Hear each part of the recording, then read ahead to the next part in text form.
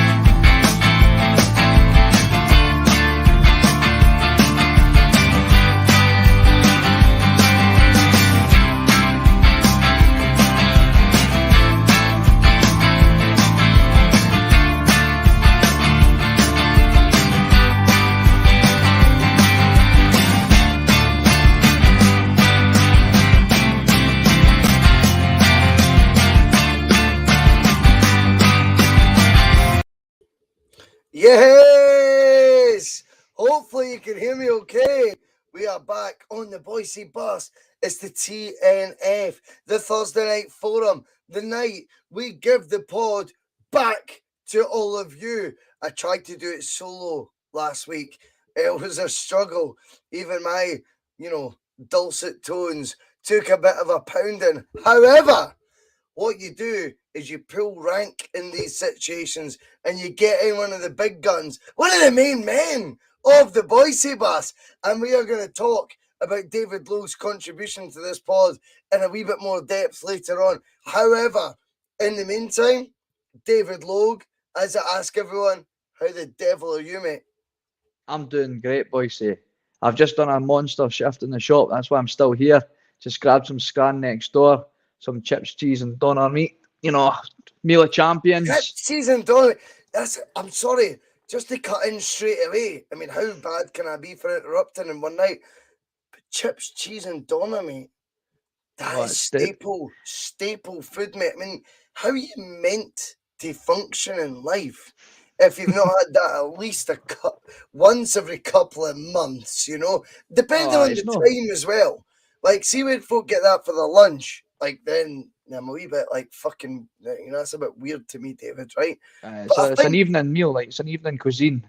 It's part of it, and it gives Scottish people that certain stock, mate. It is part of a staple diet, mate, and it makes you look as handsome as you are now, mate. I'm going to say it publicly, which I hate doing all this shit, but a massive congratulations on your recent marriage. Thanks very much. Your honeymoon looks sensational. I know Lucy is a diehard Celtic fan and will be watching. But your wife is a funny story because Lucy used to be the biggest promoter of unsigned music in Stirling and literally was getting me, she would do on a Thursday night, put on a show with unsigned acoustic musicians on a Thursday night every week. And here we are, me and you don't know each other for Adam. And that's now your wife. How cool is that, mate? It's awesome. It's wild. I remember watching you on a particular other podcast, and she happened to just hear the sweet tones that is Bhoycie. And she comes down the stairs and she was like, "What are you watching?" I was like, "Oh, it's just it's just a Celtic podcast. It's just, you know, just fan get nobody you'll know. And she was like, I know him. I was like, him? It's How do you know so him? true. And obviously she was like, I know Bhoycie. So yeah, she was quite surprised to see you in our living room. It's mad, eh? It's mad. Small But it's world, mate. brilliant. It's brilliant. Now, not the reason David's on tonight, but one of the big things why David's became, as I was saying in his big build-up introduction thing, I know it wasn't quite Hulk Hogan joining the NWO, mate, but you know, I was still bigging up a wee bit. Oh, right? yeah, mate, definitely. But this is the only guy, right, ever who will host the Bhoycie bus without Bhoycie behind the wheel. You know, Regan did an amazing job, but I think we can all agree on that on Sunday. I mean, the Sunday blend with him and Phil McGinley, to me, is the most listenable Bhoycie bus yet. And funnily enough, I'm not on it, which I take on the chin, right? But this Sunday sparks a new era for the bus. It's very important that I love the enthusiasm of people. I love the drive people have when they're invested in something they just genuinely like doing. I was guilty of that, it turns out, with a wee former bastard, because that enthusiasm has turned into, as Canelo Alvarez would say, payday. That's all I was for that wee twat, making him a payday. I'm never going to have this relationship with these guys. It's never going to be like that. What I've got now, though, is a guy looking at you right now who's about to host, drive, steer the first ever Bhoycie bus show on Sunday, on the day of, I mean, the magnitude of the day is humongous. I'm not even able to be there to post the comments. It's all on you, David. What a man for standing up to do that, and I really do appreciate it. It's no worries. I'm happy to do it. Like you said, we were speaking on the phone, like you felt that the fans of the Bhoycie bus deserved a post-match piss show, and obviously you're not going to be there, so, and you obviously asked if anybody was up for doing it, and I thought, well, look, I'm not. I'll be watching the game. Me and my dad's up from Lincoln, so he's going to be watching the game with me, and then I'm just going to fire down here, get out of the way, and see us all in the post-match piss and see how we get on. Mate, Hopefully, I don't lamp any, hit any passengers on the way. It'll be good fun. I'm very lucky to have people like David Logue, and it's not any. I don't want to be patronising about it.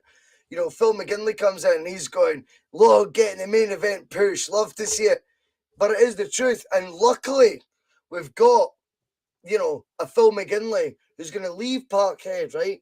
He is literally going to be still feeling all the emotion, and he's dedicated his time on Sunday to go straight home and jump on and support you. On top of that, we've got Scott Cameron, the only guy who smokes rollies on a Celtic pod. I love it. He's the soundest guy in the world, and he's looking for a hat trick of t-shirts soon as well. And it won't just be him. I think there'll be more invites I'll fly out there just to keep you on your toes, David. But genuinely a huge thank you for you doing that. Genuinely, no worries at all. No worries. I'm looking forward to it. We'll have fun regardless of the result. We will just rock on. That's it. That's the main event. So I was Mr. Monday Night. So sport's a big thing, obviously. You know, it's not just about football. I was watching at the weekend Tyson Fury. Now, me and Jonathan we're pretty obsessed with the big man. I'll be honest to you, David, right? And Jonathan loves to talk about, as you know, knockout blows. Now, Tyson Fury walks out at the weekend. To me, I know the ring walk can't be reciprocated, right? Let's get fucking real. But see, in terms of attitude that Tyson Fury showed when he walked out, I'm sorry, that's the attitude Celtic need this Sunday. It's coming. It's in the post. Tyson Fury is walking out like a king. He's admitted in an interview since the running between him and his team. They all start running to the ring. He goes, was impulsive, not intentional. We just felt the moment. But then he remembers, oh wait, I'm about to sit on a throne. I've got to sit on a throne in the midst of all this. So he jumps up and sits on a throne. For me, obviously not the same thing, but I think Celtic should adopt that same mindset, David. When we get to that tunnel, Celtic should be looking forward to running onto that pitch, mate, because this is about to be a world heavyweight title knockout that we can inflict on them on Sunday. We're about to be champions again. Ole, ole. Yeah, you're right, mate. I think what the mindset needs to be is obviously, you know what Ange will be like. You say, one game at a time. Obviously, we don't want to get too ahead of ourselves. So we get that, but in the minds of the players, I'm sure they'll be focused on that side of things. But this is the main event. This is the title match. We need to go out there fully focus on just running straight through every player. None of this getting bullied on the park. We need to go. I feel like maybe the Scottish Cup, they took their eyes off the prize just a little bit, and they got a bit run over. I don't think their eyes are off the prize in this one. That's the one that the players want. A lot of the players in our team, I don't think they've been in championship winning positions before. So this is going to be new to them. So they're going to be foaming at the mouth like a rabid dog. They're just, especially Big Chaos up front. Remember, his team got relegated last year. He doesn't want to feel anything like that again. No. And he's ready to show, I was too good to be part of a relegated team, and I'm about to show you all why. I mean, that's our Hulk Hogan right there. The guy's built like an absolute brick shit house. He's gonna get the elbow, the big leg drop out. Oh, you know it. You know it though, David. David, you know the thing is, the beauty of this show tonight, right? It's called the T.N.F, the Thursday Night Forum, because firstly I had to get your views, right? We're 12 minutes in already, believe it or not. Well, take away the wee intro bit, I call it. But we're 9 minutes into chatting already. But and the fact of the matter is, the T.N.F is going to be about the likes of guys in Australia, mate, like James Wright, a legend, as Celts on the Hill he's called, I think, in the comments, a legend of this show. It's going to be about the likes of Justin Studley, another one on the other side of the world, mate. I want their thoughts on Celtic. And do you know why this works? It works because we give everyone time. Now, it's incredible. It's incredible when, if you were a social media novice, or perhaps you were new to the Celtic podcast and, whole game, it'd be very easy to think that one man controls this. And one man has more say than anyone else. One man and his dog isn't PJ, it's JPG, PJ. I can't even work out who's who now anymore. But the smarminess of these people is creeping in to their not even just their tweets, but their shows. Now, I will always call out when I get the piss taken out of me online. I tell the truth. David, my it's on. Mate, no one, I'm not scared of anything, right? Certainly not the wee fella. But I will not tolerate yet again Pops at a podcast. He's now defined, right? 2,130 subscribers, David. We've had, on top of that, around 30 unique guests that have never featured on podcasts in their life before. All the common goals were all Celtic fans. Yet, I am told, this is number show 89 in 4.5 months, by the way. Show number 89 in 4.5 fucking months. But guess what?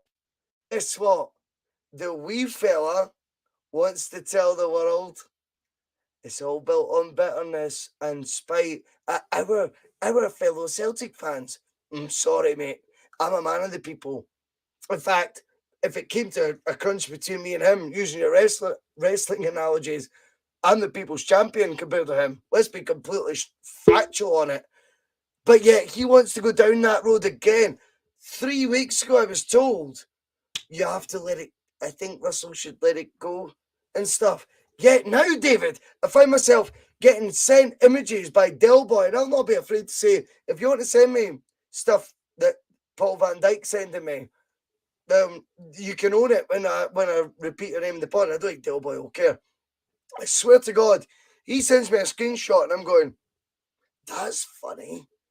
That didn't happen, he says. Well, I'm sorry. I think we should all ask the wee fella if he wants to say they didn't unfollow on match Regan Stevenson. I've got damning evidence on that. If you want to go down the road of saying I'd be worried about award-winning abuse if the truth came out, the truth that he's struggled to scramble for 6 months, David, now he's got this, he's now compiled his body of evidence because he talks like he's in court all the time. The guy's a fucking redneck. And you know what? I'll happily call him a redneck on air. Him and his wee pal JP. And they said today as well, son, about wouldn't be so egotistical. I think he is egotistical, right? And I said that on Twitter. And I think then hoodies, if you've got your name on it, that would be egotistical. The Bhoycie bus is a bus for everyone, David. You're about to host your first ever podcast to Celtic supporters in your life. Don't tell me that is an all-inclusive bus that you're a part of, let alone the 48 watching live right now, the over 300 comments we've had coming in. Is that really what we are? I don't think so. No, I mean, I wouldn't agree with a lot of the comments that have obviously been made on Twitter. I'm not going to dive into it too much because it's not got much to do with me. Of course. However, I wouldn't agree that. I would disagree that the Bhoycie bus has been built on bitterness. I mean, whatever happened. It's a better bus. It's a better bus, not a better bus. And he knows it. But yeah, we're all Celtic fans, you know what I mean? I don't see why. Why is it continuing to carry on? You know what I mean? Like, I happily listen to lots of Celtic podcasts, including that one. Not all the episodes, mind you. There's a couple of episodes I no longer listen to. There's a couple of episodes, shows that I enjoy, and I've happily admit that I enjoy them. And I enjoy a lot of other Celtic podcasts. I mean, we're all just Celtic fans. I've all got opinions. I don't really feel like why there's this drama, as you could call it, of like people throwing shade across Twitter for no real reason. Like, who cares? Like, I mean, the numbers are impressive. Like, their pod's impressive. Your pod's impressive. They've got their fans. You've got your fans. They enjoy both. There's a lot of people probably watching today that enjoy watching other podcasts, other Celtic podcasts. So just let folk enjoy what they want. There's no need to be throwing words like egotistical around or whatever, whether it's on a pod or on Twitter. This is the best. Might have been me. All right, well, there is no need for it, Bhoycie. All right. What I'm trying to say, right, is this is one of the best seasons we've had in a long time. Now, we had 9 years of success, right, but I think we almost became, I'd hate to say it, but I think we almost became numb to winning. I mean, for God's sake, we didn't win a treble again this year, and it's like, holy shit. Remember when it used to be easy to win a treble? Now we're about to win probably our sweetest title in a long, long time, because it's been an interesting journey for the whole thing, and we've got people more interested in podcast wars.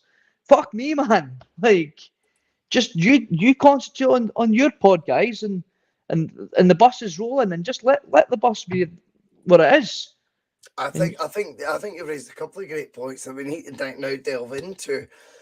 First and foremost, it's quite clear that the wee fella's rattled. You know, if he ever refers to me as a wee guy again, I mean, I don't know how big the back of your hand is, David, right? But trust me, mine's probably little hairdresser hands. That is all he is. He's a backhander, right? Just shut up, you wee fanny. Stop telling me about defamation and all your bullshit, right? He's a clueless wee idiot about. He's got no social skills. He's zero personality. But what I don't like, and what I've found with this Celtic podcast thing, I'm not going to have why I started this defined by a wee fanny like him. I defined this because I wanted a bus of positivity, right? And I genuinely have said on so many shows, I regret, or I was wrong, but at least I made an argument for Ange Postecoglou not being the right appointment. That was a huge part of me on the Axom. You know, thanks to Paul Van Dyke, by the way, for coining the term the Bhoycie bus.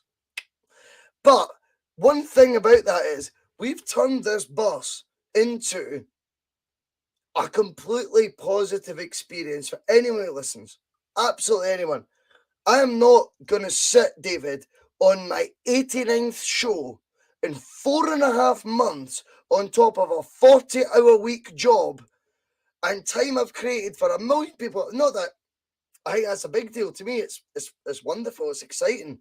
I am not ever going to have someone decide why it was based, what the foundations of that were. It was built on bitterness. That's him taking credit. He's in no man's land and he's in no place to talk. I fucking can assure you that wee walloper knows I know far too much and always keep a secret to myself, right? And you know fine well, David, what I'm referring to. And I know, JP, charity boxing match, Bhoycie versus PJT. I mean, I don't know, one arm tied behind my back, and as long as it's backhanders only, mate, I'll slap him silly. He's fucking an idiot. But if he wants to keep... The thing is, with the Twitter stuff, it's not his world. He doesn't like doing that. So why is he? Unprovoked. Why are you jumping into a world that, realistically, I'll make you look daft, mate. I'll make you look silly. But the positives are what we've created, David. You, me, chunks of my chunks, Alex Craig, Pato, David Kelly, Liam Cole. What have we all created? There's so many names I can't bring them all in because we're just a bus of positivity. And I think when it comes to bitterness, if we were to start saying we need to call it an Ange bolt, I think that's bitterness surmised for me perfectly how sad it's really got. But I will not be taking lectures off these pricks any day of the week. They want to call me out, I'll call them out live. And that is how I roll, David. I'm not trying to put you in a position, mate. No, it's your podcast, mate. You do it. You say what you want to be said. You know what I mean? I'm just a guest. Don't worry about that. I know, mate. Anywho, Celtic. The Celtic. Let's talk about Celtic, because the important thing about the T.N.F, and I think, David, you're going to become a regular contributor on the T.N.F. I think me and you have had chats about how we involve you more and more that we can. And it turns out, obviously, you're from your barber shops. Har Barbers, is that how you pronounce it? HAR Barbers, right? Free sponsorship, mate. That's where you are. You're in your barber shop right now. You work late on a Thursday. I think Thursday nights work for the Bhoycie bus to do an open forum. Let's just make it David Logue is a regular guest. It's that simple. It's done, right? As long as you're fair and you want to do it. If you don't want to do it, that's absolutely fine. Now, next up, we do need to talk about Celtic. We have got a massive game, David. We'll get the ball rolling on this. Celtic approach a game, in my opinion, under zero pressure. It's getting painted like we're the team under pressure. I don't subscribe to that, David, in the slightest. I actually think Celtic approach this game this weekend under no pressure. And it's regardless, and we will find out live tonight, by the way, like more than likely what the result was in Rangers affairs. But I don't think that plays a part in the game either. Celtic can approach this going anything but a defeat. They're out. It's gone. It's the Jonathan Boyce knockout blow. But a win. It's celebrating right in front of their face. I think Celtic can approach this a wee bit more ballsier than they have in other sort of crucial games, mate. How do you see Celtic as a mindset, first and foremost, approaching this game? I think Ange will want to go for the jugular. I don't think he's going to play it as cautious as he did in the Scottish Cup semi-final. I felt like we almost came across a bit timid. And I don't know why. I remember you saying on the pod on Monday that you felt like you were watching a different team than you've watched all season. And I think it's... I couldn't disagree with that, because I sat for the whole game going, this isn't how we usually approach games. But maybe just a bit complacency might have slipped in that game. But no, I think in this one, I think we could see a similar game to what we saw in the 3-0 win at Parkhead. I think we'll just we will go for the jugular. And I think, who knows? I mean, Rangers might, depending on their result tonight, they will have one eye on next week. I don't think they would ever admit it, but I think they might. Gio might even concede that the league's over. They'll never admit it, but they. I mean, we've been hearing all week that this is the title. This title doesn't mean anything anymore. It's a shite title to win when you're in the Europa League semi-final. This is the same league title that they managed to stick 55 on everything that you could stick 55 on. So I mean, it must mean something, you know. The whole narrative that it's not, you know, that they don't want to be the champions now because they're in the semi-final doesn't make much sense to me. But hey, but no, I think we'll go for the jugular. Sorry, let them. I think European football side. I've tried to be as brutal as I can on it, David. I think we've always tried to say on the bus so far. My narrative very much is I want to be in a European semi-final. I actually think the free access Celtic has had to these sort of competitions, whether it be Champions League playoff rounds, you still get put into the Europa if you don't. You know, we can all argue why Celtic have failed in Champions League playoff rounds. However, once you're in that Europa League stage, you look at the teams we've lost to. I'm not overly taken by that. I'm sure you're the same.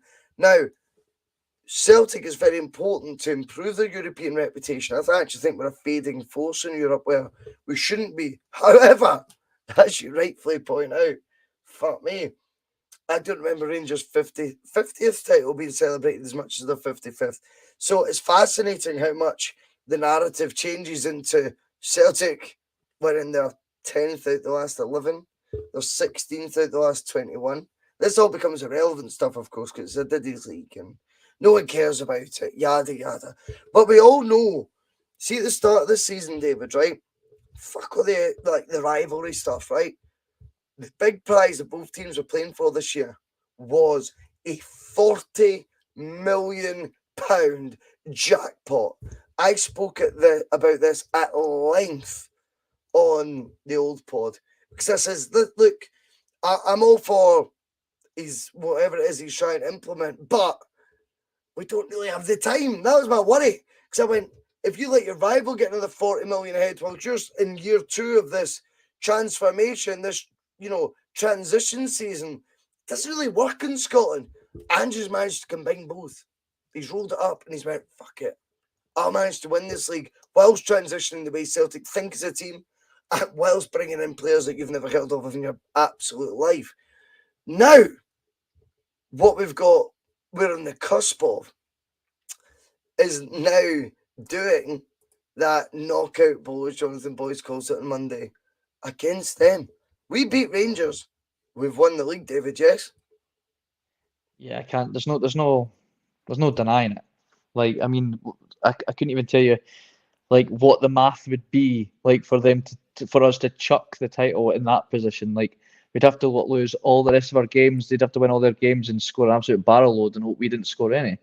So I think we win on Sunday and it's game over. Sparked out, lying on the back, looking up at the lights. Referee giving it this. Dillian White's. Oh yeah. Yeah, we get that. We win that game. Dillian White trying to get up and say that he's fine and then stumbling back over. That'll be Rangers on Sunday if we win. If we don't win, it's just the delay in the inevitable. So now, I'm not worried if we lose that game. It'll hurt because it's you're losing to your rivals, but I'm not concerned that we throw away the title in that position. No, mate. Come on. Let's be honest. I think they have to go in for the jugular. They're going to be fatigued. It's set up now for the Celtic win. The reality is biting. The one thing that could have caused Celtic, David, right, was Ross County being the banana skin it was portrayed to be. And do you know what? Even as a Celtic fan, I kind of bought into a wee bit of that as well. I thought we could have beat Ross County 5 or 6-0 at the weekend. I'm not exaggerating, particularly that first half. I know they had their spell briefly in the second half, but trust me, that first half showed me the attitude that is required to win league titles. We get a bump in the road. Oh, we've not won a treble. Don't get over upset about that. Don't get over upset. Trebles are very, very rare. I can assure you of that. You only need to look at the Double Doon quiz last Friday, where Paul McFarlane couldn't remember Brendan Rodgers actually won 2 trebles as a spell manager. He was the only manager he forgot had even won 1 treble as a Celtic boss. So I think it's very easy to take it for granted trebles. Celtic made trebles easy. If you'd said to me, David, after the first 6 games, 3 wins, 3 defeats, you're going to win the League Cup. You're going to win the league. You wouldn't have believed me, would you? No, but I will admit though, I was one of the maybe over positive Celtic fans. Like I can't help but like an underdog story. My friend Drybra, I'll just shout him out there. He was very much on your side of the fence of like get this guy back to Australia on the next plane tomorrow because it wasn't going our way. And I mean, and I had this. I'm always calm down. I'll be fine. But in the back of my head, I was a little bit concerned. But no, I didn't expect I'm saying that. This is what you're going to get with me, folks. By the way, is I'm thinking one thing, and then suddenly my mind's just going to start flipping the other way. Right. So deal with that on Sunday. Hold on onto your seats because I'm be flying the bus all over the lanes. I didn't fully buy into the narrative that it was a case of as long as we close the gap. Not being funny, right? But last season was the most mental season, and I'm not even just in Scottish football. You looked across the leagues in Europe, and you've got PSG losing the league to Lille. You know, I'm obviously. I think Bayern Juventus' title. Juventus, they lost their title. It was just a mental season. And that's not taking anything away from Rangers. You know, Rangers won it by a canter, but we just absolutely imploded, right? It was a freak season, and maybe a lot of the guys had kind of checked out and stuff, and there's a lot of factors, but I wasn't overly worried about not competing this year. I really wasn't. I mean, apparently this is the worst Celtic team to wrap up a title in recent memory, right? But what does that say about? Let's just take that. Let's put that out there, right? Let's say that's the case, right? Then what does that say about that Rangers side that won the league last year? Because they didn't lose a single big name player that helped them win that league last year. Okay, Nathan Patterson, but he didn't feature that much. Come on! He's made 2 starts in the league this year, mate. Well, Nobody cares. So that's what I'm saying. So they didn't lose anybody that, you know, it's not like Morelos left or like Tavernier left, or, you know, it only took a guy from Japan to bring some of his Japanese friends to win the league back. Mental.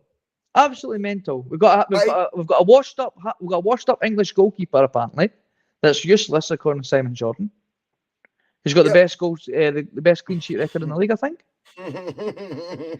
We've got a Japanese guy that up front that's 5 foot fuck all, who's jumping above 6'9" Ross County units and scoring a barrel load of goals. He's been out for 4 months. He's still Celtic's top goal scorer. We've got a Greek god up front. It's an absolute battering ram that we got for what, less than 2 million. And this myth that, you know, we've spent an absolute fortune. Who cares? So I don't see anybody saying, "Oh, well, Man City are only winning the league this year because they spent absolutely." Of course they did. So what if we're living within our means, right? There's nothing, right? I'd understand if we were spending 100 million or 40 million, 50 million, whatever you like, if we can't afford it and we're buying back the league. We've not bought back the league. We sold Odds and Edward at an absolute fortune. 18 million. Yeah, Ayer at a ridiculous amount considering what he was only on 1 year of his contract. 13 million. Ryan Christie. 2-3 million. Right. So the most expensive player that we bought this season was Kyogo. 4.5. I remember it like it was yesterday, waking up at 8 in the morning to my friend Driver again, sending me a screenshot of the club that he left, I can't remember the name. Like they're basically saying he's away to Celtic, and I'm going, who? Like, who's this guy?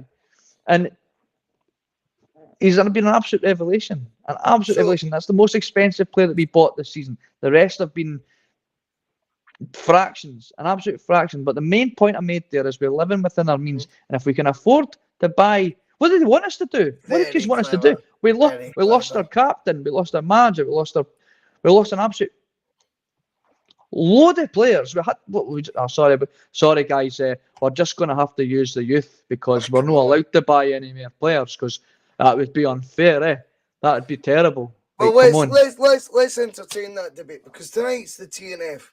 It's Thursday Night Forum, David, right? It's not about you to dictate. It's not you to dictate the narrative. It's not for me to dictate. But I also will always remind people, I don't always want to be just complete Celtic bias. I am more than happy for the likes of Bob McBob, the Red Baron, David Mackay. I mean, David Mackay, I know personally he's a great boy. Another one, the Gallant Pioneer, who apparently is a prick on other social media, but in the group chat, he's sound. So I'm not even going to go down that avenue. My best mate's a Rangers fan. I've got no problems having a discussion with Rangers fans. I have discussions with a die-hard Rangers fan every day. So I've got no problem. David, I'm 34 years old. I know. It was an easy paper round. But 34 years old, mate. My two best pals in the world still are the two guys I grew up with. One's 37 and the other 36. Oh, you'll kill me for saying that. He's 37 this year. And the other one's just turned 35. They're just complete Rangers supporters, right? That is it. And I was in the minority. The debate we have is always lively. It's good. It's good. And that's why Bob McBob gets his place. And I know other Celtic fans don't like me doing that, but I'm not going to pander to that either. I've got to do what I think's best for the liveliness. Healthy debate. Healthy debate's a good way of putting it. So, Bob McBob, you spent 24 million in a season. You've chucked. Now, chucking the kitchen sink at it, mate, I think is very naughty, Bob. Now, how can you be chucking a kitchen sink at it if, as David Kelly so simply puts, is the net spend actually like 9 we made a profit, mate. Yeah. Our record spend, as you said, David, is £4.5 million. We sold a guy for 18 million. We sold a guy for 13 million. How is it chucking? Go and just please explain this one to me, Bob, because it's actually really strange. Because, see, at the beginning of the season, I don't remember this being a narrative that Ange Postecoglou came in with a £24 million war chest. Do you remember that, David? No, but who cares? Like, who gives a fuck? We'd lost half our squad. What are we meant to do? It's this whole, like, I mean, Bob makes a fair point. If that's what we spent, like, if that's how much money went to all these players, like, to buy these players, yeah, we still made a profit, baby. That's fine. How much money was spent buying that 55th title? I'd like to know how much money on players was spent. Maybe not. Maybe it wasn't as much as I'm thinking in my head. But, no, it was more. Now we are talking. Yeah, so it's like at the end of the day, like, you know, it took how many managers and how much money to get number 55, and then obviously they tried to make that money back on their t-shirts and mugs and mouse mats and whatever, and then they'll be looking for a refund on their 56 ones because I'm sure that's in the stockroom somewhere. I think. Sorry, Bob. No, don't ever apologise, mate. Banter's banter, mate. And see, the to and fro for me, as long as you keep it within the rules, I think that's fair game. I think it's absolutely fair game. What we've seen again, not to dive into social media too much, like social media's a big thing though these days. We're not afraid of addressing these things on the Bhoycie bus.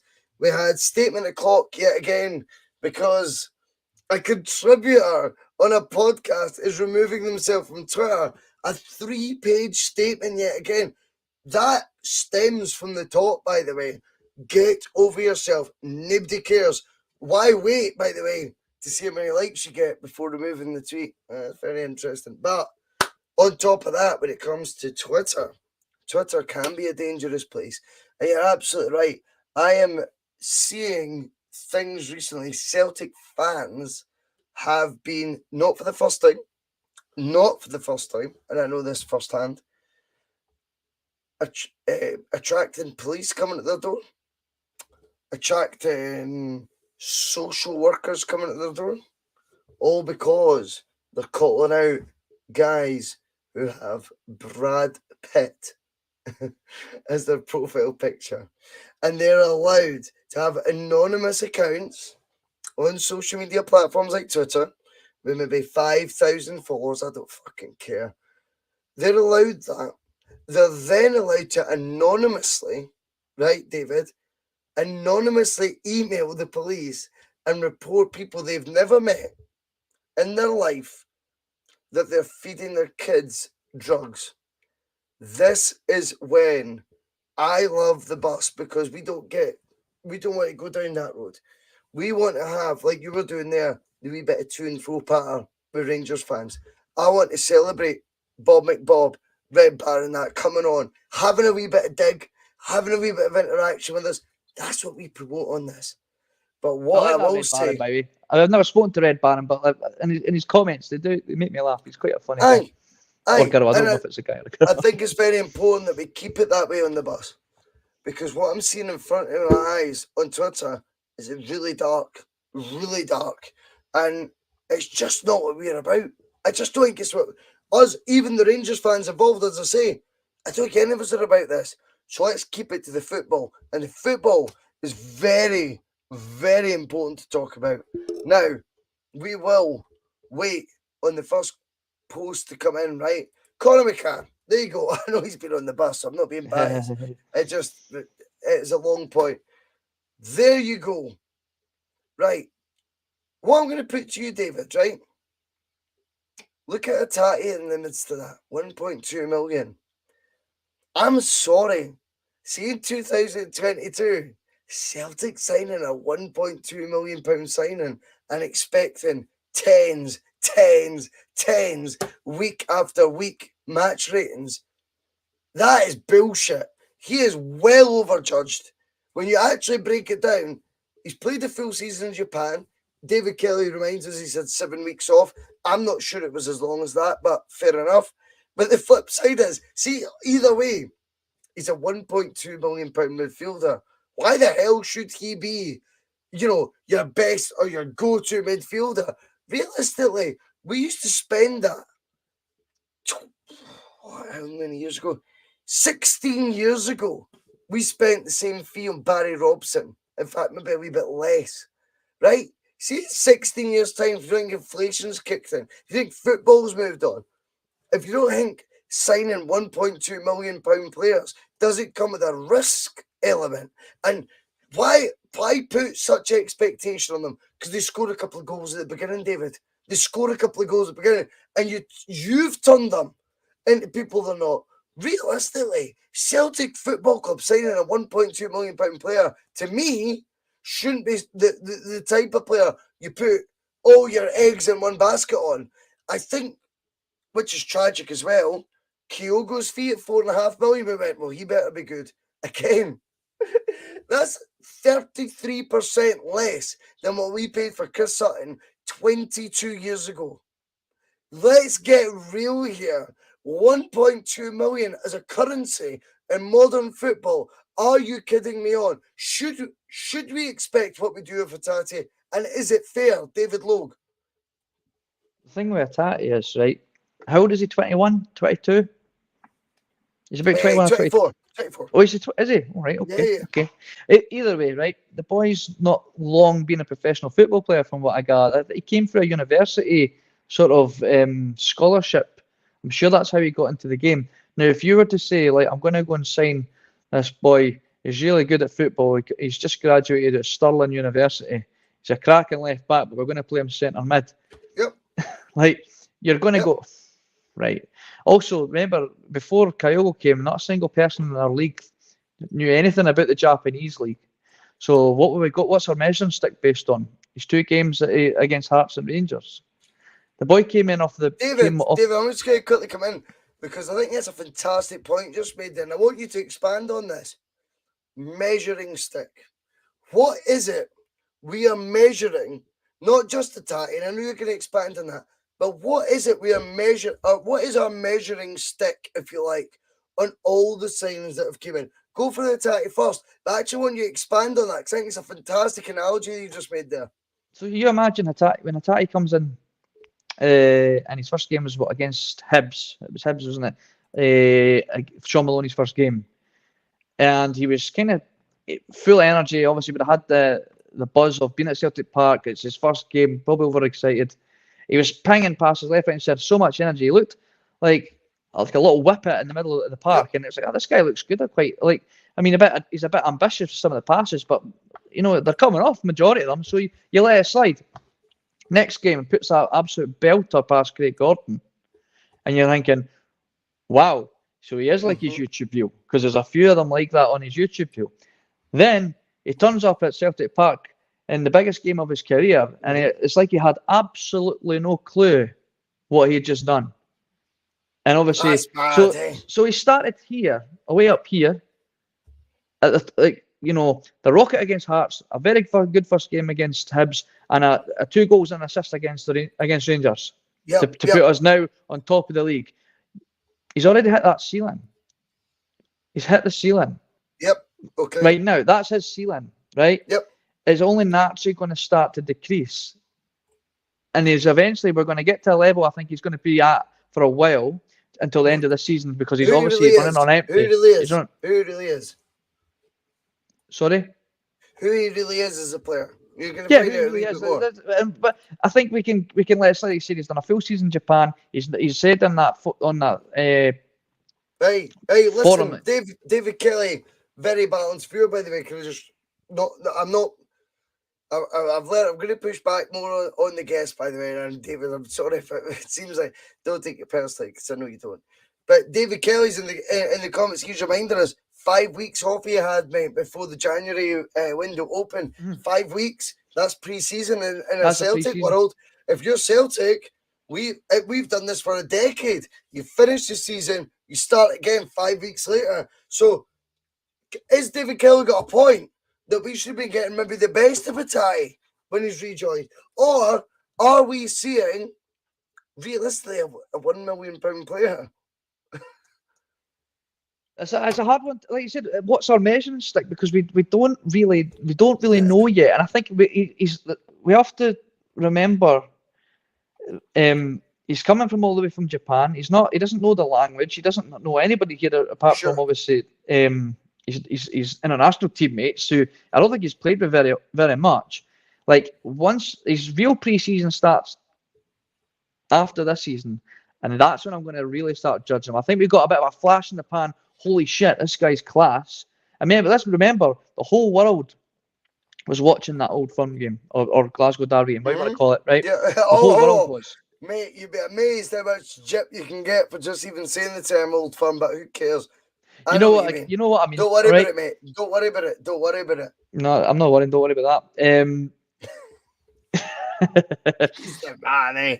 Right. He so is the man. I lost my chain of thought there.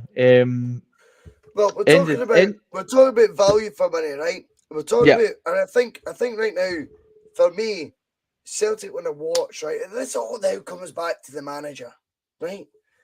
Postecoglou they want to watch. Postecoglou came on his own, one solo man. Eddie Howe, David, was meant to arrive with all his merry men, all of them, half of Sherwood Forest, the lot. And we reckon in total there was above 14 members of staff that was going to be, right? It's fucking insane when you think about it. Yeah, Andrews came solo. One man. Not even one man and his dog, on his own. It's an incredible thing that he's managed to turn around there. What we also now know, whilst it's all on Ange, this is very interesting. Ange has become your head of recruitment. He's become your director of football. He's also your head coach. Now, what comes with that, and whilst everything goes extremely well, and it is going extremely well right now, David, but what comes with that is potentially next summer, we see Celtic Okay, they'll be in the group stage automatically, provided they get the job done. We all expect that. So then you get the first game of the season. We're away to whoever it may be, and we get a bad result. We don't win. Recruitment's been shite. Yada. Everything. I've never known it so much to be all on one guy, particularly when I know the business model Celtic were operating or opting for was a business model that was Eddie Howe and X amount of people. So that brings a different type of pressure. What I'm gonna say about signings is also Ange has as a huge weapon is, well, if Hattati's not good enough, that's because my budget limited me to only being allowed in January to sign a Dyson Maeda for 1.7 million, but I was only allowed him on loan because you didn't have the funds to provide me or the strength in my convictions to make him a 1.7 million pound signing in January. Secondly, you've got Hattati coming in at 1 million pound, 1.2 million. He's a league winner in the same league I won, which attracted me to being your boss. How come that's the best I can get? Then you've got Ideguchi. David Kelly brought up again. I feel like I said David Kelly's name all the time, the bastard. But he's a good contributor. And he says Ideguchi, ironically, has 5 caps for the Japanese national team, more than the rest of them combined. Yet he's 800,000. Now, realistically, if these guys are signed, David, I know I've went on a wee bit on one here, but if they're all signed from the SPFL, are you that inspired by the money that's been invested in Postecoglou in January? I don't think so. Also, does it mean we should maybe be giving more grace in terms of adaptation time to the ones we have been fortunate enough to get, such as Hattati, Ideguchi, who's featured regularly but is actually already signed permanently? I mean, you look at the fees. If we're being honest, David, these are fees from 20 years ago, mate. I think we're just very fortunate that we as maybe not fans, because we're not the ones spending the money, but like the people in those positions are a bit ignorant when it comes to markets abroad. I mean, those prices aren't going to stay like that for much longer if we continue to perform the way Kyogo has been performing and Hattati's been performing. It won't be long until other European clubs start looking at the Japanese market, and only supply and demand means that it inflates the league. It inflates. We're looking at an Iraqi or an Afghanistan Iraqi. player. There's an Iraqi winger that we're linked with in January, which is crept up again. You're spot on. Yep. So I mean, how many clubs in Europe are looking at Iraqi-based players? That's not meaning to say that they're not very good. It just happens to, we don't know that market. No. I mean, look at the Belgian league. We got Wanyama for what, 800k, but we weren't that excited when he came. I don't remember thinking, wow, this 19-year-old player from Kenya that I've never heard of in the Belgian league is going to really, it's got me excited. And only what, Virgil van Dijk. Who heard of Virgil van Dijk when we paid? How much did we pay for him? 1.2 million from that Dutch. I can't even pronounce that. Mr. Dembele was 500,000. Like it's crazy. That's good, Pat. Good, Pat. Regular. Hey, David's sound, mate. It's all tongue in cheek. I'm not worried about that. He's a great guest, mate. And your Barbers is doing a terrible job on my hair, but I am coming to visit you very soon this month. Just so you know, be on form, mate, because we're going to do some photos outside the Barber, mate. Not because who cares? It'll just be great fun. But with regards to the money, do you not think? See, when you actually look at it, I mean, the narrative now we were laughing at earlier on in the show, David, right? And we were laughing. We've spent 70 million. I know it's 24 million. I'm coining it, that's right, but it's embarrassing. The fact of the matter is that I find very interesting is how many of those signings, when you look at the actual monetary investment Celtic have made, could have been flops? I think several. I think it's a huge risk in a January window when you're 6 points behind, signing 3 guys from the J League, 1 on loan, and an option to permanent deal that really, if the strength of your convictions, if Celtic made and they back the manager, 1.7 million should be a blink of an eye on my either. It will be done in the summer, of course, but to me, I don't get what the hold up is with that. I don't know why it had to be a loan to be made permanent. If that's maybe an insight into Celtic not being as financially, impressive as what they normally seem, I don't know. You've then got Hattati starting with a bang, like you referred to at Tynecastle. A bang in the first Glasgow derby that he featured in 2 goals. But it was 1.2 fucking million. That's what he calls 1.2 million. Are we going to need to temper our expectations with signs and go, do you know what? It's wonderful that Ange has so far had a strike rate, if you like. That's been incredible, David. But realistically, you do another 6-7 signings at that value in a 2022 market. I think you're pissing in the wind a wee bit when it comes to the crunch of it. I think it's a bit more of a gamble than it seems. Or, and by the way, could I just also add, I think the board struck fucking lucky on the fact Ange did have these bargains. This is no foresight from that Celtic board, by the way. They've struck gold that Ange Postecoglou had these guys in mind. But what I would also add to that is repeating that trick in the summer, David, becomes very difficult. Becomes extremely complicated as well, because Celtic supporters will be so aware of what the money ball is if you were to win the league, which we all hope and expect we're about to do, i.e. £40 million on top. How long will we accept 1.2 million guys needing 6 months to adapt? Ideguchi's at 800 grand, needing 6 months on the bench to adapt. Or will we be, as a fan base, accepting, I think, and being honest and thinking, do you know what? We've got the money. Where's the £6 million guy in the centre midfield? Do you know what I mean? And it's all about money, by the way. But I just think there's only so many times Ange Postecoglou can shake that apple tree. Does that make sense? Yeah. See, the thing, this is where I'm a bit. Put it this way, right?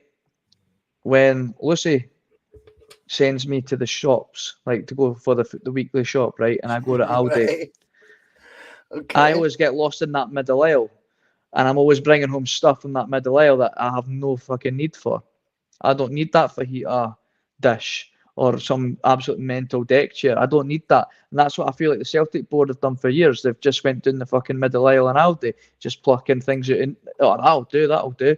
And then Ange just come along and went, what he's doing, there's a real shopping list. Go and get me my fruit and veg, and go get my bread and butter.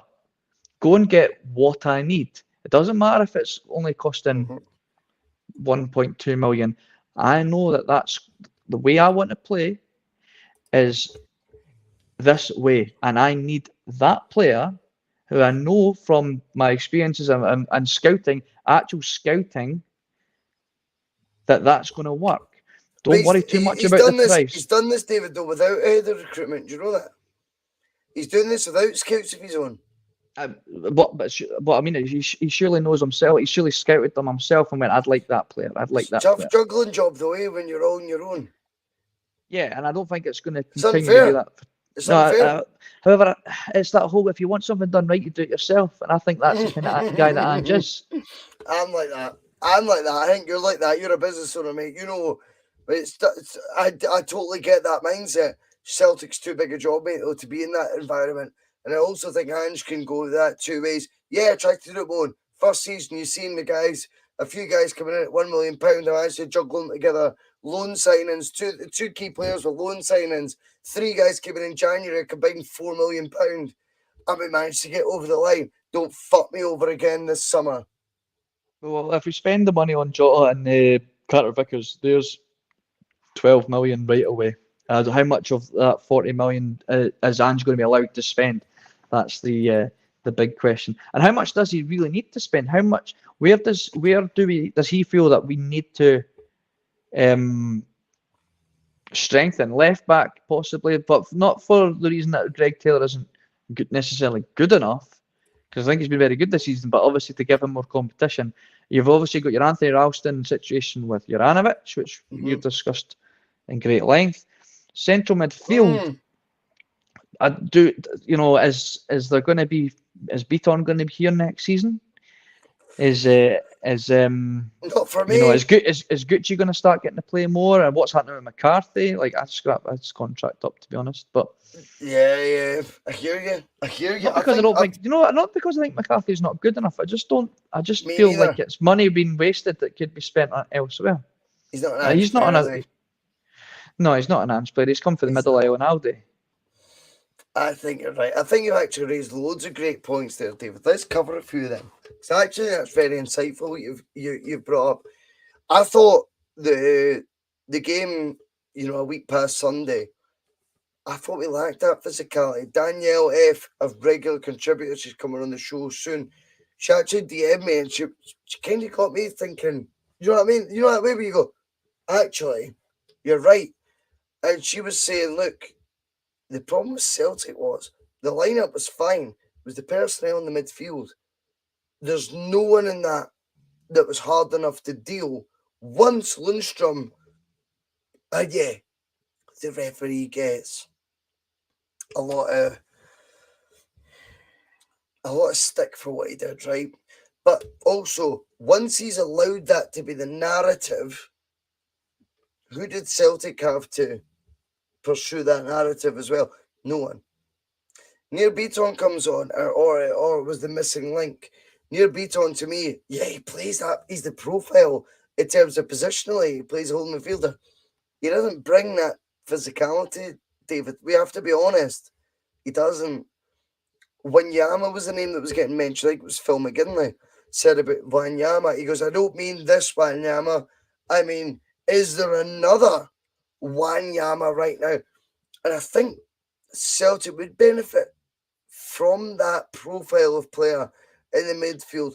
I'm not saying for every home game, David, but would you agree, games like at Hampden, we did a wee bit miss that physical battle? And by the way, see if people do think we've got those players to do it, why then is Ange reluctant to play them? This is great conversation in my opinion, but over to you, mate. Yeah, I think we were quite a lot of bark and no bite in that game. Like, there was no real teeth in that midfield that you're saying. I remember, and I keep bringing him up, but my friend Driver, it's the kind of go-to guy that I have conversations with when I'm watching the game. I remember us both saying, like, the only player on that bench that I think could possibly match them in that physicality is McCarthy. And I'm not being funny, but is he really that physical presence? I don't know if he is. I think he's, it's kind of like, I think the Beaton stuff fucks me off, right? Because I'm like, see, to be honest, when it's came to crunch, the guys let us down more often than not. When he's had good games, he gets drawn in. He gets drawn in. They throw that fishing pole out, and he bites hard, and he gets himself bothered. And that's not. Tell me a team he's intimidated. Nobody's intimidated by him. None. But that's meant to be this profile of player that we go, well, we should have started Beaton at Hampton. I'm going, I don't think you're getting it. I think there is another player out there, another, if you like, David.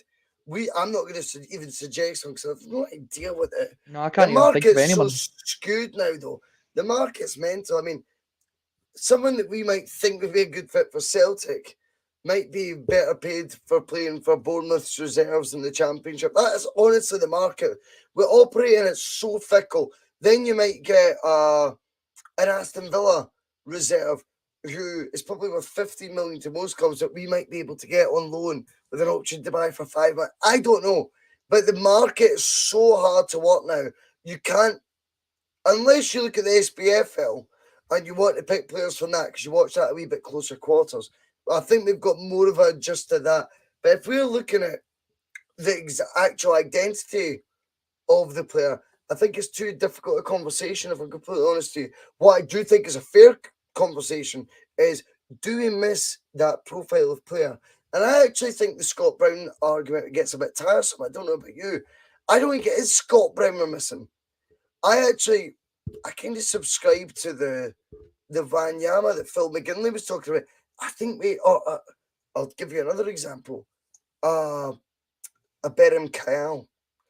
Guys who were very energetic, fit, not because Scott Brown was unfit, but can get about the pitch. Age was on their side compared to him, and they can get about the pitch quicker, but also love that naughty side. See when Lundstrom tackles him, they look. See when he's 15 minutes late, we're not reporting it all to Bobby Madden, David. Me and you're sitting there going, that got reported to a Berham Kayal, a Victor Wanyama, whoever the next one may be. Do Celtic need that going forward? I think they do. Yeah, you definitely do, because you need to have, Ange's got plan A, and then plan B is do plan A better. That's Ange, right? But that's fine. But to do plan A better might mean we need to bring in a bit more of physical presence. I think so. Who that physical presence is, and that doesn't mean flying elbows and drop kicks and all that kind of clotheslines and stuff. It just means that we will not allow the opposition to bully us. Totally. And I think we're just a little bit soft in the centre at the minute, and Callum McGregor's not that guy. This might sound mental, but I actually think Hatate could be that guy. Like when you say, and I don't mean physical as in he's big and he's physical, but when you talk about Berham Kayal wasn't a big guy, but he was a tiger in the midfield. He just tiger. I knew you were going to say the word tiger. That was so weird because he was. No, he was until he got that really bad challenge on by McCulloch. I think it was, or was it some? Healy. Was it Healy? Or was it? No, it was McCulloch. I think it was McCulloch. I mean, David Kelly, I brought up his comment, which I agree with this. If we play GG, we never get bullied. He says he goes for the battlers. What I'm going to tell you about GG is GG leads from the front how you want your Celtic persona to be. Chris Sutton used to do it masterfully, mate. You looked at him, the first ball that goes up, he stood on someone's toes. He's just grabbed him, he shoved her. And you then look at the rest of the team and you go, they become a couple inches taller. That wee bit broader, they become... Right, we are it's called leading from the front. It doesn't always need to be physically leading from the front.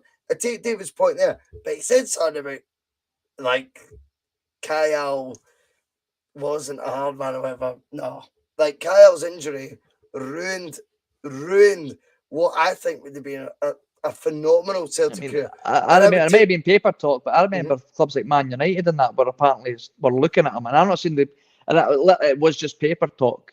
But you do wonder where his career might have went if he hadn't, he lost the confidence of going into tackles like that because he came out on the wrong end of one. And if you're going to play that way, unfortunately, that's you're taking that risk that's going to happen. It can happen.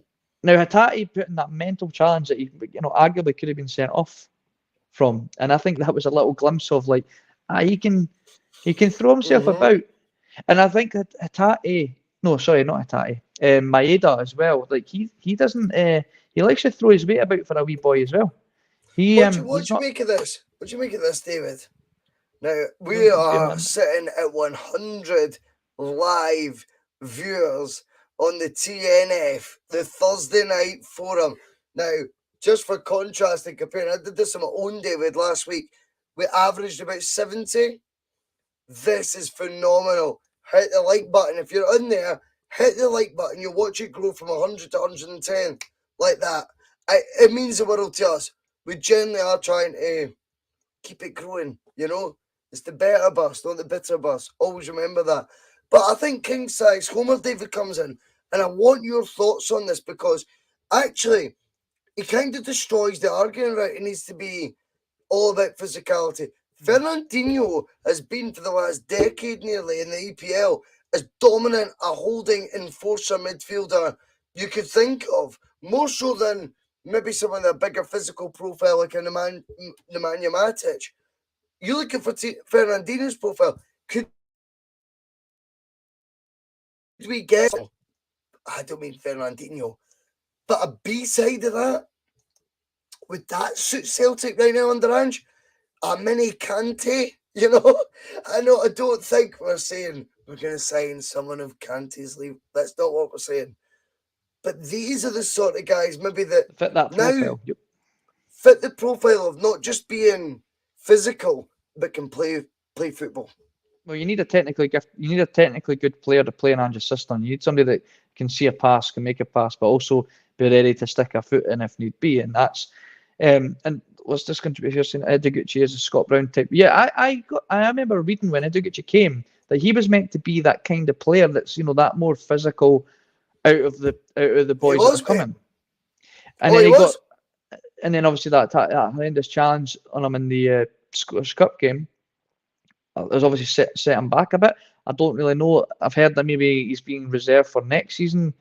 I don't quite get what's happening with Edoguchi, but Fernandinho would cost a fortune just to sit on our bench. We know that. I think, well, as you rightfully pointed out, David, the profile. Now, before we go, it's been an hour and 11 minutes, and I know, mate, you've got to get home. What I want for you right now, 3 positions you would strengthen before everyone gets all ahead of themselves.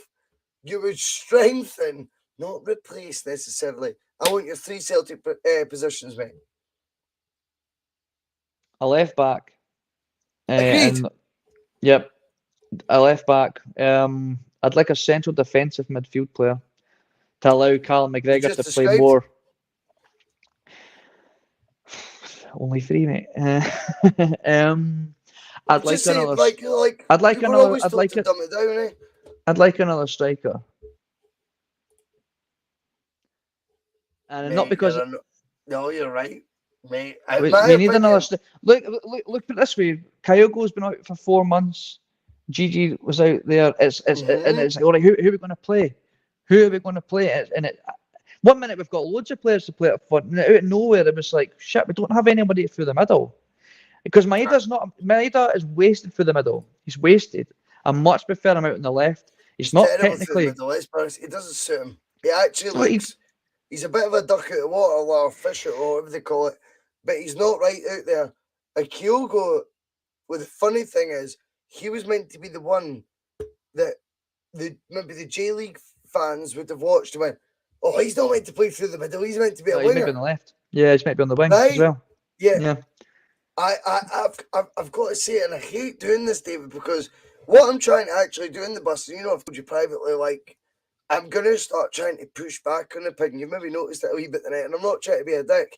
It's trying to stimulate better conversation. I think we can all be guilty of following whoever it is that spoke before them. And I'm trying to change that a bit. It's too easy to do that. And I think it's good to play devil's advocate a lot in life.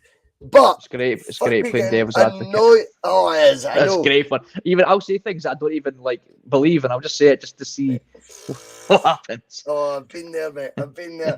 But we should sell Kyogo in the summer. He's shy. He's actually shy. But what only I will say, Who is that? Who the fuck is that guy? But what I would say is, very interestingly, the 3 positions, young man, that you covered, I agree with. That'd be my 3. I would go left back, physical holding midfielder, up top. Celtic 100%. Well, the rumours are we've already bid $2.5 million for a League 2 striker. I don't know if you've seen that. Is that the French base? The French? No, is he French? He is French. League 2. Well, League 2. So they're not playing in Timbuktu. But he's 28 years old, physical specimen like Giacomakis, ironically, 16 goals this season. We've opened the bidding already at $2.5 million. I'm glad Andrew's identified the striker thing. You nailed it, mate. Kyogo's out. Giacomakis is out. I'm sorry, I don't know. We've only had them since the summer, right? But there is a wee bit, you could say, of evidence now to support they're prone to injury. I'm not going to call it injury prone because that becomes headline sensationalist shite. But they've both been prone to the odd injury. Who comes in when those 2 aren't? For me, an out-and-out winger in Maeda that just doesn't work up top. We need a third striker. I'm so glad you said it, David.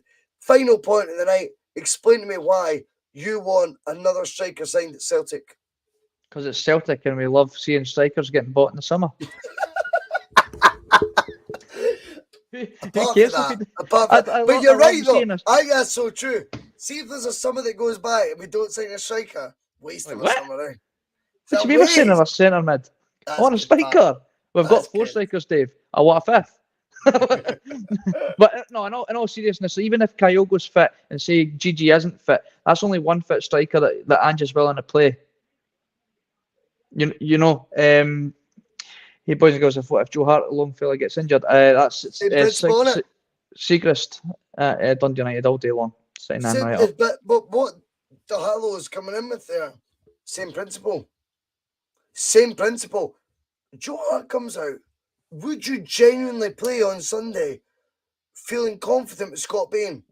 Now, Scott Bain, I know he got a new long-term deal off Ange, but that's because he's signed up at my number 2 goalie now. He's not pushing Joe Hart.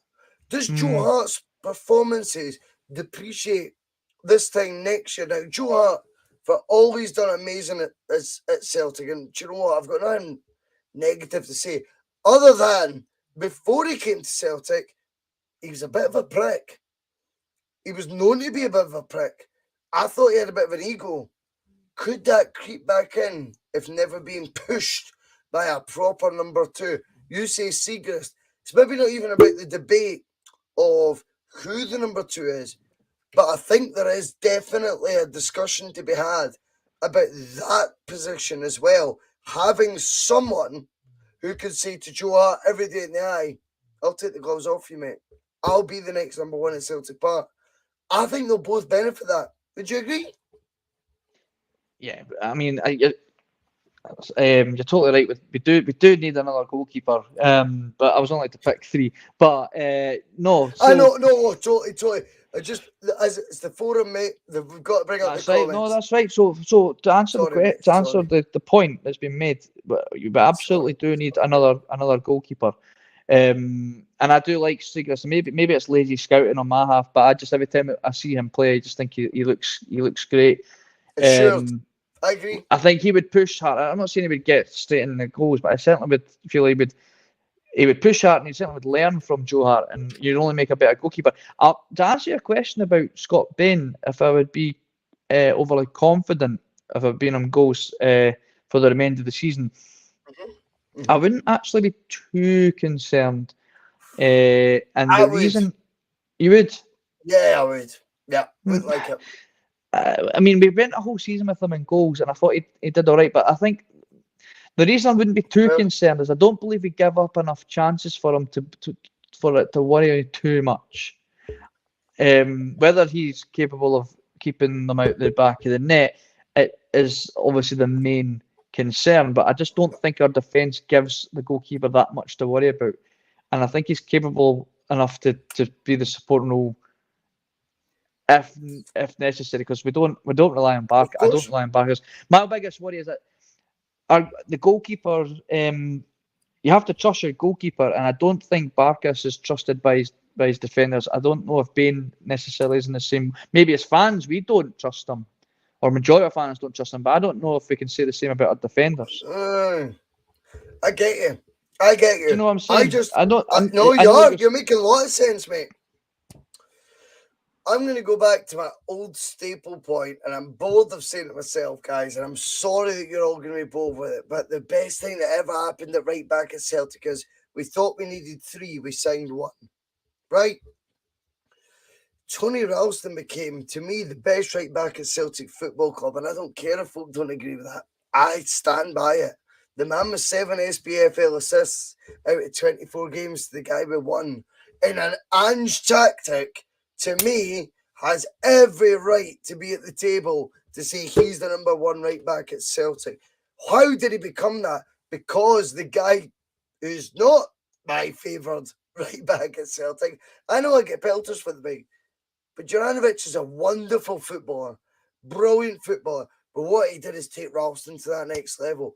Can you envisage, David? This is going to be our last talking point with you because I've kept you on far too long, but could you envisage similar left back-esque player arriving like Juranovic, you know, someone, I don't know, capped for Ukraine, for example, or, you know, that sort of commodity. I don't mean Ukraine about it for all that. I'm not, you know, I'm not even going there, the politics.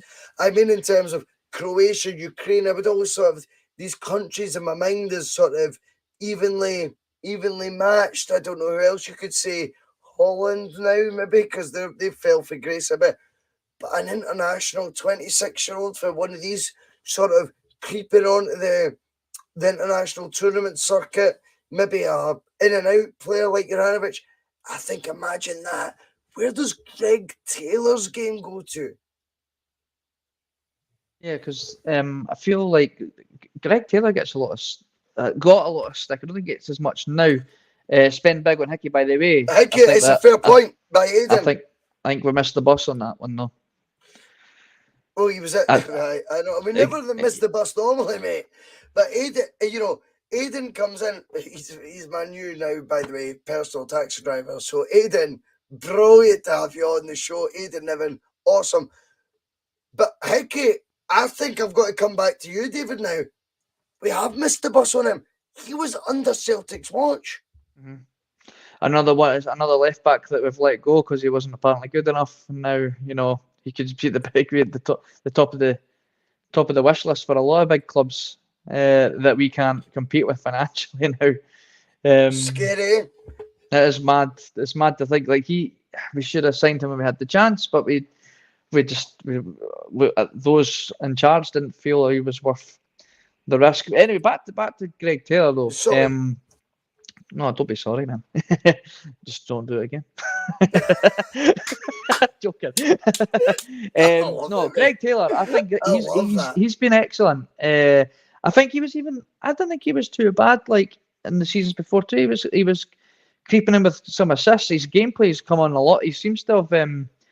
He seems to enjoy this inverted fullback role now, and Anthony Ralston has as well. He definitely could do with somebody pushing him because I don't think Scales. I think Scales tried to for a little while push him, but I think Greg Taylor just pulled away. Yep. With that one.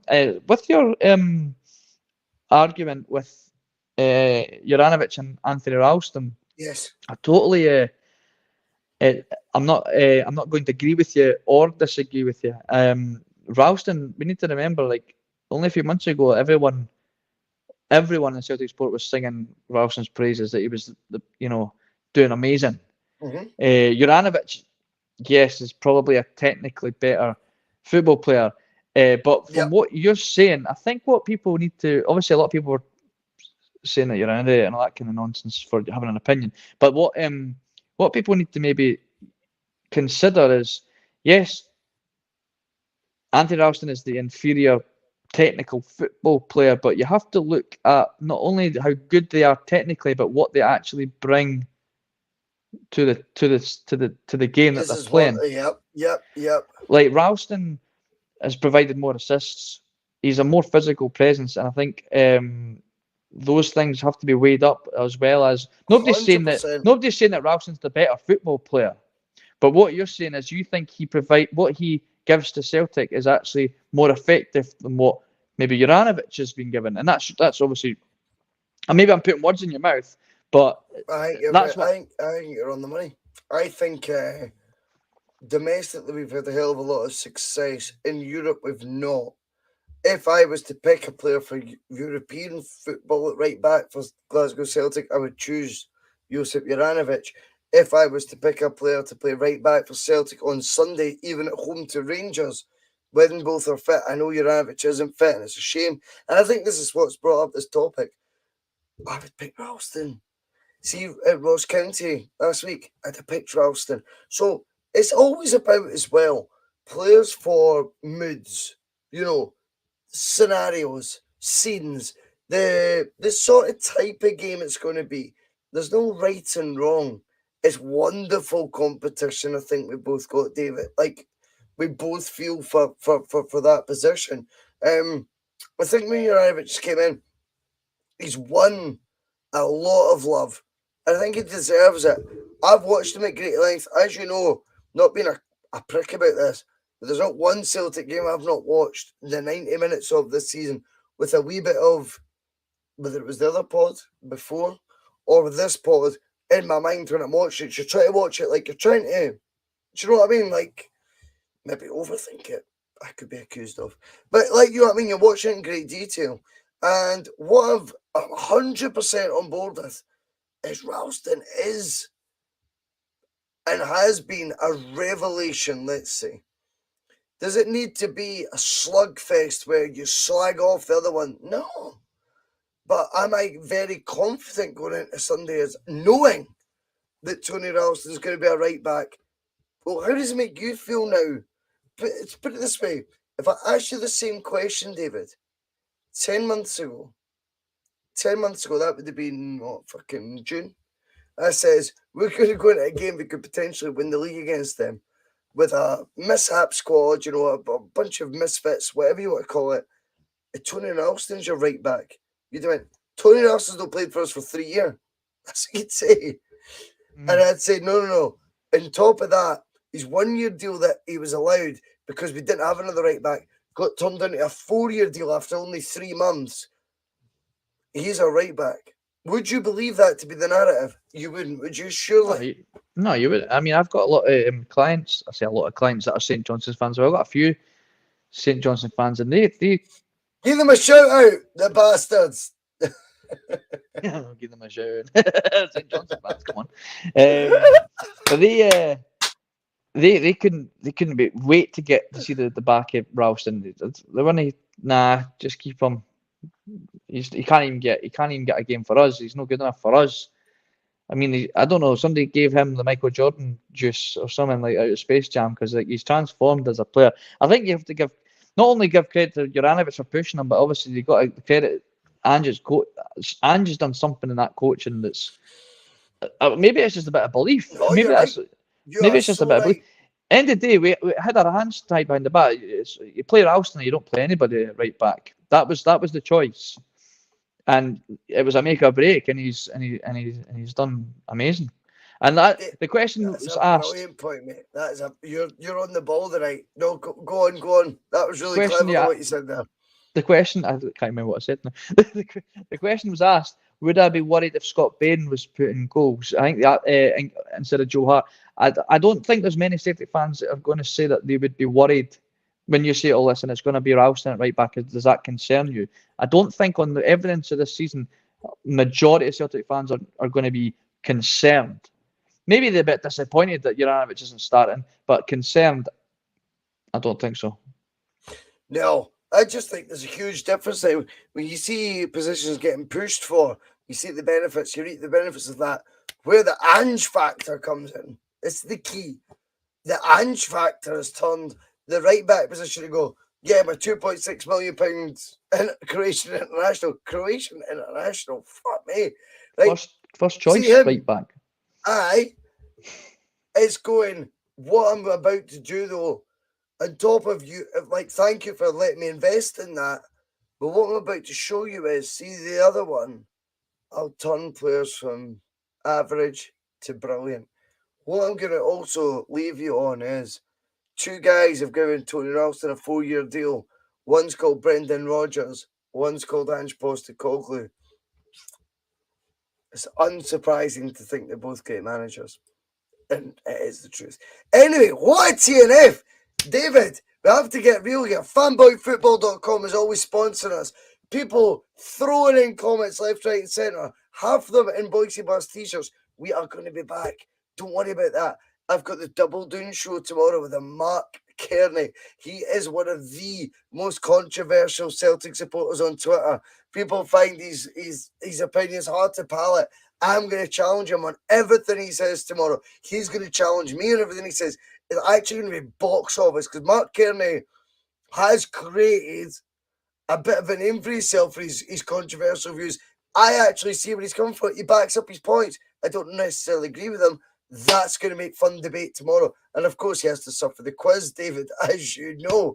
Then we get to Saturday, not Sunday, the Saturday blether, because this weekend, me and Regan Stevenson are going to open up his blether show, his Celtic debate at the weekend that he always does. We're going to do it Saturday this week. We've already know we've got at least 2 guests tied up to join the big man. Sunday comes. I'm not going to be here. Shock, shock, horror, horror. I'm actually going to the game with Regan. Hence why he shows on the Saturday. But the big handsome delight that is sitting on this show. And by the way, what a performance. I know, mate, and I know. But the thing is, I know you actually are a humble bastard. The one man who has sat on this show tonight showed his true colours. He's nailed it tonight. We all know it. This is the man who's about to officially run the Bhoycie Buzz without me being in the comments, without anything. Phil McGinley's joining him. Scott Cameron's joining him. I think there might even be 1 or 2 more. But David, a huge thank you to you for your contribution tonight, and also for the fact that you stood up and you're going to help us out on Sunday. I really do appreciate it, mate. No worries. It's always a pleasure to join you, Bhoycie boy.